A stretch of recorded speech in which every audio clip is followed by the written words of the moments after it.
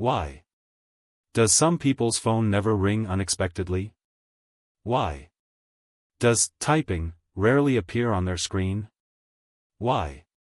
When the world is out on weekends, posting stories and laughing, are they sitting quietly in their room, staring at the ceiling? Imagine a small room, dim light, half-finished tea on the table, a phone screen that says, "No new notifications." They scroll. Group selfies. Laughing faces. Best friends forever. Squad goals. And there's a small pinch in their chest. Because the truth is, human beings are biologically wired for connection. Belonging is not a luxury. It's a need. And when that need is not met, it hurts. Science shows that social rejection activates the same part of the brain that responds to physical pain. So when someone says, "I feel alone," that pain is real. Sometimes people who appear alone are silently fighting thoughts like, "Maybe I'm not enough. Maybe I'm not interesting. Maybe I'm unlovable." But here's the real question. Is every person who is alone rejected? Or do some people choose solitude? Today, we'll understand both sides.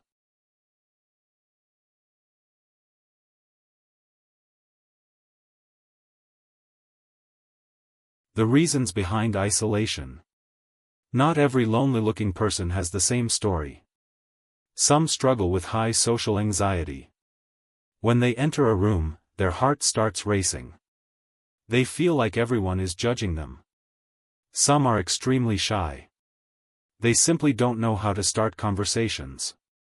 Some have recently moved to a new city, a new job, a new college. And making friends as an adult is much harder than it was in school. Some people have high standards. They don't connect with superficial energy. They crave depth. Emotionally mature conversations. Real loyalty. And when they don't find that, they refuse to settle. Society calls it attitude. Sometimes, it's just self-respect. Movie camera: the hidden psychological battle. Loneliness can feel like slow poison. First, it's just silence. Then comparison begins. Then self-doubt. Everyone has someone, why don't I? This thought slowly damages self-worth. Sometimes, it can even lead to depression. But here's something powerful to understand. Backhand index pointing right: loneliness and solitude are not the same. Loneliness is when you don't want to be alone. But you are. Solitude is when you choose to be alone.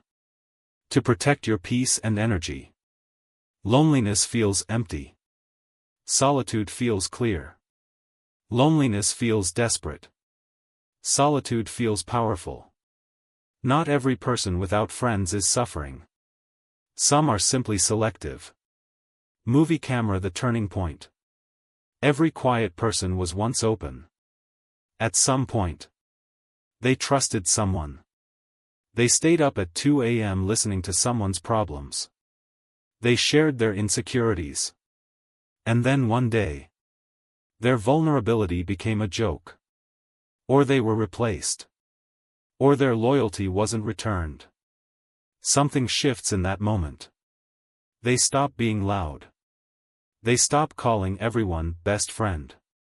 They lower their expectations. People say, "You've changed." No. They just learned.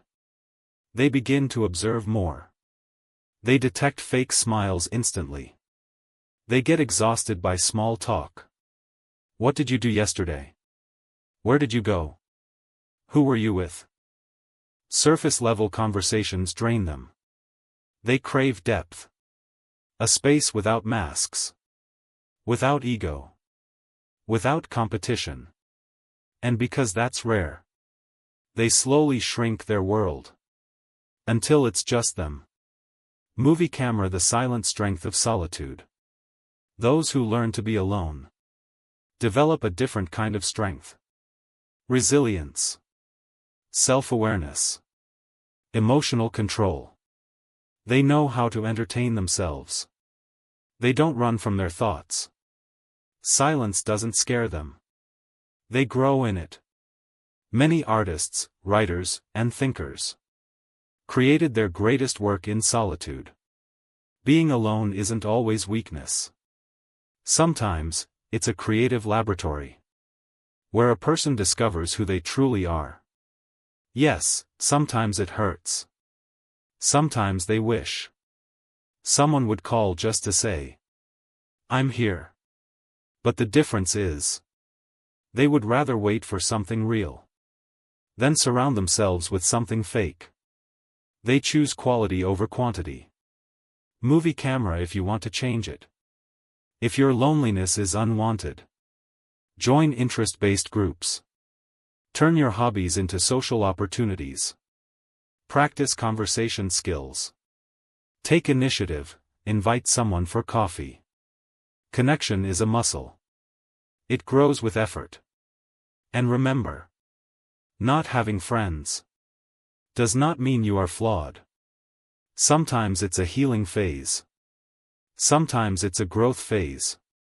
Sometimes it's a filtering phase. First reason, privacy over popularity, the power of control. These people are not antisocial. They simply protect their mental space.